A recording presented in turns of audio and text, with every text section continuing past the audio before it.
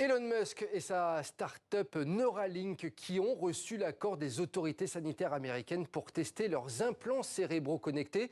Des implants connectés sur des humains directement. C'est une énorme révolution digne de la science-fiction, mais certains déjà s'en inquiètent. Et c'est le cas de l'invité de ce grand angle, la philosophe Julie Girard. Bonsoir Julie Girard, vous venez de signer une tribune dans le Figaro. Selon vous, cette révolution à venir menace tout simplement de bouleverser l'humanité et notre vie sociale.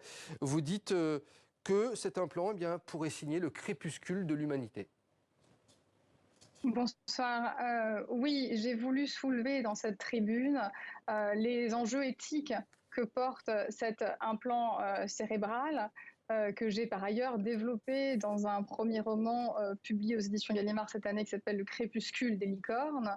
Car je pense que cette révolution qu'annonce l'implant cérébral de Elon Musk sera très importante parce qu'elle va affecter notre identité.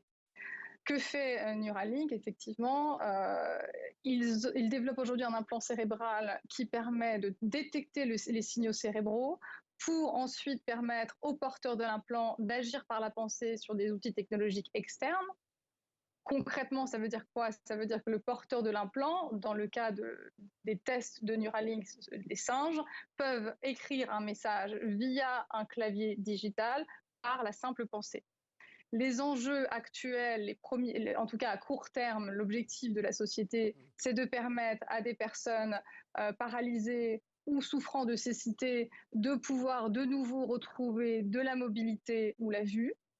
Mais Elon Musk ne cache pas ses ambitions à long terme de libérer le potentiel humain, c'est son expression, et même de créer une symbiose entre l'intelligence artificielle et l'homme. Julie Girard, justement, selon Elon Musk, effectivement, l'ambition, dans un premier temps, vous l'avez dit, c'est d'aider des personnes paralysées ou souffrant de maladies neurologiques.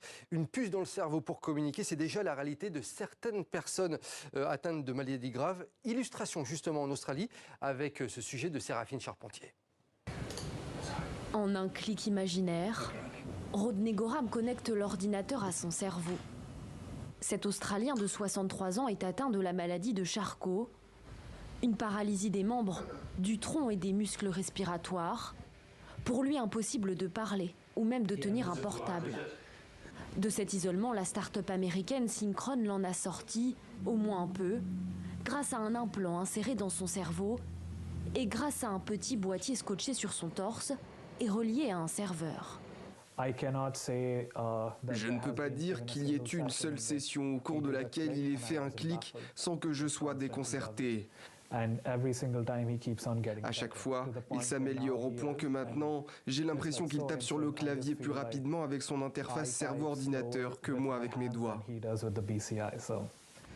Pour cliquer virtuellement en une demi-seconde, Rodney Gorham doit penser à bouger une partie de son corps, sélectionner avec les yeux les lettres et cliquer dessus par la pensée. Une marche à suivre que cet ancien représentant commercial, passionné de voitures et de sport, a appris très rapidement. Le Stentrode, le nom de cet implant, est testé sur lui depuis 2 ans maintenant. Vous regrettez l'usage du Stentrode?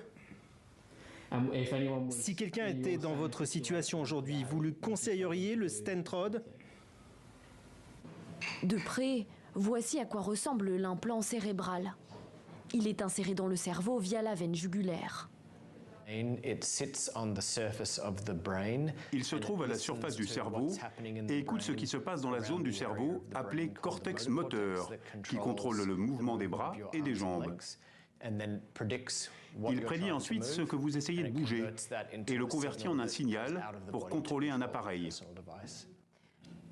Le Stentrode, encore en test clinique, n'aurait pour l'instant pas d'effet indésirable connu. La start-up américaine Synchron, qui le développe, a même reçu le soutien financier des entrepreneurs Jeff Bezos et Bill Gates, à hauteur de 75 millions de dollars. Julie Girard, on le voit, dans certains cas, la technologie apporte des vraies avancées. Mais on imagine toutefois qu'il y a également des enjeux éthiques derrière ces avancées technologiques. C'est ça aussi que vous dénoncez? Oui, bien sûr. Alors, d'abord, je voudrais préciser que je suis totalement technophile et pas du tout technophobe. Simplement, je pense qu'il est très important de penser les enjeux éthiques dès maintenant, c'est-à-dire en amont, avant que ces technologies ne soient développées et démocratisées. Bien sûr qu'il faut aider les personnes paralysées. Après, la question d'un implant de Neuralink est différente.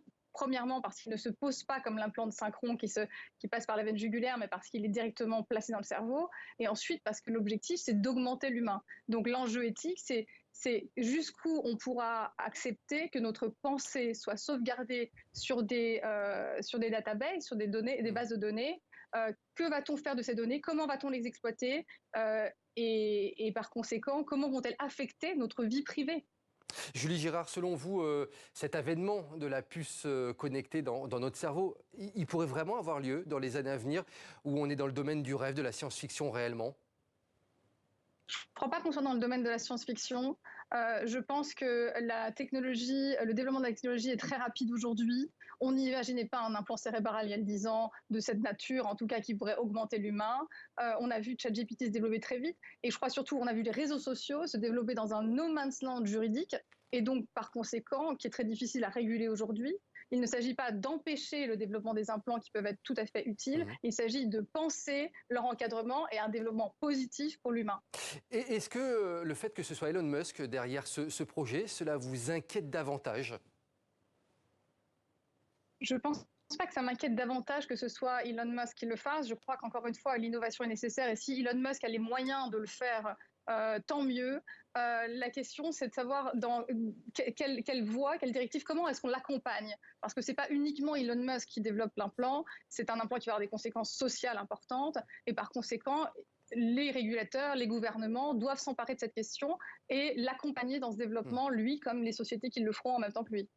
Au bout de la chaîne, selon vous, quel est le principal risque si demain cette technologie est démocratisée? C'est que chacun puisse lire dans le cerveau de tout le monde, comme vous disiez tout à l'heure, c'est qu'on enregistre nos pensées sur le long terme. C'est quoi le principal risque selon vous? Le risque, il est identitaire, c'est-à-dire que toute personnalité est une fiction, un récit, un masque. Paul Ricoeur parlait de l'identité narrative. Je crois que c'est une belle expression. Et aussi, c'est la question d'abord, est-ce qu'on a envie de tout dévoiler? On a tous une identité. Vous, sur ce plateau, vous êtes journaliste, vous n'êtes pas dans un cercle familial ou amical et vous vous comportez probablement différemment. Et fort heureusement, c'est le sens de la propos, c'est de dire, voilà, il y a des choses qu'on veut démontrer, d'autres non. Et ça ne veut pas dire pour autant qu'on n'est pas sincère. Et par ailleurs, c'est aussi la question de la mémoire, c'est-à-dire que si on enregistre tout, alors on devient hypermnésique. Et peut-on vivre sans mémoire? Nietzsche nous a acclamé très clairement que vivre sans oubli, c'était impensable. Julie Girard, dans un autre entretien au Figaro, dans une autre chronique au Figaro, vous avez affirmé qu'à l'heure des intelligences artificielles, il faut plus que jamais faire l'éloge du cerveau humain, c'est-à-dire qu'il faut faire confiance à nos intelligences. L'intelligence humaine, c'est la capacité d'appréhender le réel, de l'anticiper.